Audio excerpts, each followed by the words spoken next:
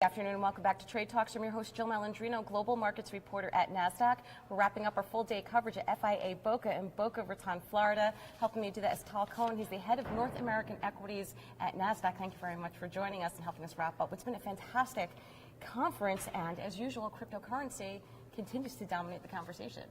Yes, and we just saw a panel where we heard a lot about what comes next. And the two themes that stuck out in my mind were regulation. It's coming, we should embrace it, and that's how the asset class will evolve, and custody.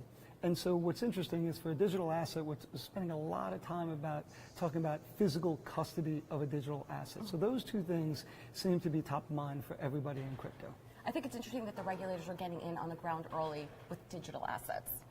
Yes, and it's clear that they need to. So from ICOs, which they're now looking at as securities, security placements, to what's happening in the secondary markets and now what's now transpiring in the futures market, they want to understand it, they want to make sure that it's secure, and they want to safeguard retail investors. Let's talk about some other overriding themes as well. Market volatility, of course, was one that we heard in the panels, particularly as January and February proved to be a little bit more volatile than we saw in 2017.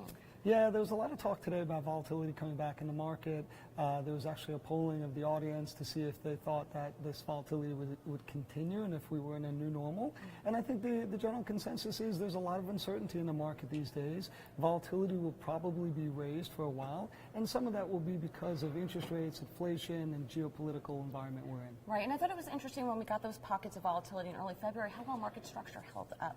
And I think that's really important in terms of confidence in the market for investors and for institutional investors for that matter. Yeah, that's a great point. So the functioning of the markets this time around versus some of the other incidences we had on August 24th of 2015 and the flash crash, when we look at the February 5th event where it was a lot of volatility, the VIX spiked, the markets were still open. We were open for business. We had bids and offers. You may not like the price you were getting, but you could get that price, which is very different than what we saw on the other occasions. And to wrap up, were there any other themes that you got out of FIA Boca that...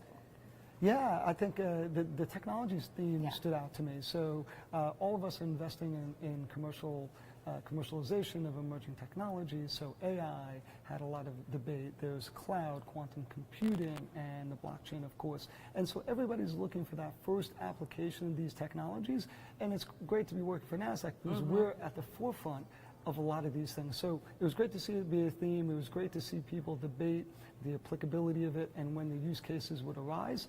And I think that will continue for the next 6 to 12 months. It's been incredible to see how the markets have evolved since the almost decade-long financial crisis that we were in and how it's pulled out of it over the past 10 years, moving from regulation to get the markets fixed to looking beyond that now. And I think that's what's really exciting for us right now in terms of innovation and technology and working more closely with the regulators.